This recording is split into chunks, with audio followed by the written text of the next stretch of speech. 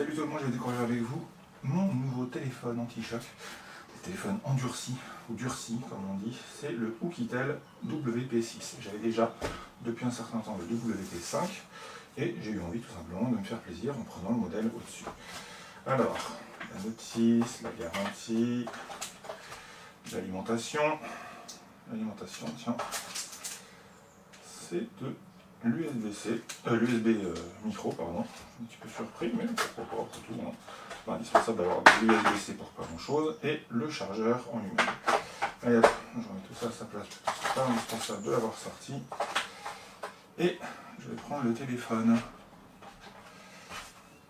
Le petit bidule au fond pour pouvoir ouvrir. De quel côté c'est? De quel côté c'est? Ça va être ici. Voilà.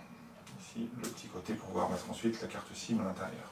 Ça sera pour plus tard. Alors, le téléphone, je colle ça en face.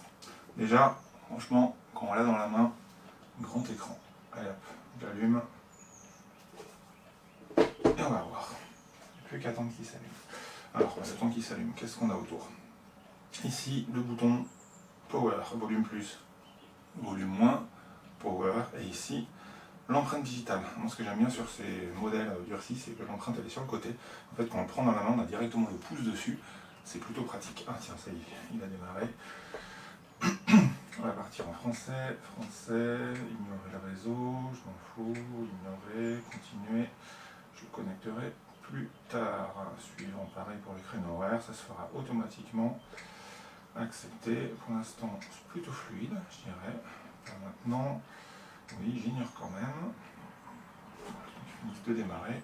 Ici, donc ça c'est pour pouvoir mettre la carte SIM. Et de là derrière, on a les caméras. Le flash et la triple caméra qui va avec. En bas, nous avons la prise casque et l'alimentation. La vache, ouais, je prends une petite avant directement. On sent que c'est du solide et que c'est bien fait pour être fermé. Et là, ici, si vous voyez bien, voilà. Juste là, en fait, ce petit, ça c'est une petite fonte. Voilà, pour pouvoir mettre une sangle et pouvoir l'accrocher si on en a envie. Alors, autoriser. Voilà. Allez, qu'est-ce qu'on a? Déjà, la définition de l'image. La définition, elle est bien propre. Très agréable aux yeux. C'est pas du Full HD, c'est encore un cran au-dessus. C'est ça, il est en... Je sais plus où c'est, c'est pas marqué là-dessus.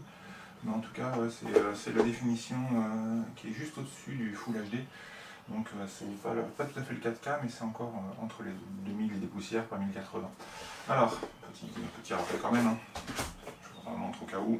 Un écran de 6 pouces 3, 8 cœurs, 48 mégapixels sur la caméra arrière, le GPS avec un GLONASS, ça c'était un bon point. Android 9, 6 Go de RAM, 16 Go sur la caméra frontale, et surtout une batterie absolument monstrueuse. Hop. 10 000 mAh. 10 000 mAh, c'est ce qu'on a dans les batteries de secours en fait habituellement. Donc là c'est assez bluffant. Alors, comme toujours, première chose que je fais, on va juste prendre la photo de ça. Je fais le zoom dessus, je suis quand même pas loin, je suis à moins de 20 cm, mais le zoom est propre. La photo est bien nette. Et si je prends sans zoom, la photo est bien nette aussi. Franchement, très agréablement surpris. J'aime bien ce style-là. Il me tient bien dans la main. Mais écoutez, il n'y a plus qu'une seule chose à faire, c'est aller le prendre avec moi pour aller... Ah bah tiens, IP68, submersible. Eh bah, je vais aller tester ça à la plage. Et puis je mettrai ça à la fin de la vidéo et on verra bien ce que ça donne, hein, si oui ou non il remplit bien des bons critères pour savoir s'il résiste vraiment à l'eau ou pas. Allez, bon, on verra ça sur la fin de la vidéo, après les 5 minutes. Salut tout le monde!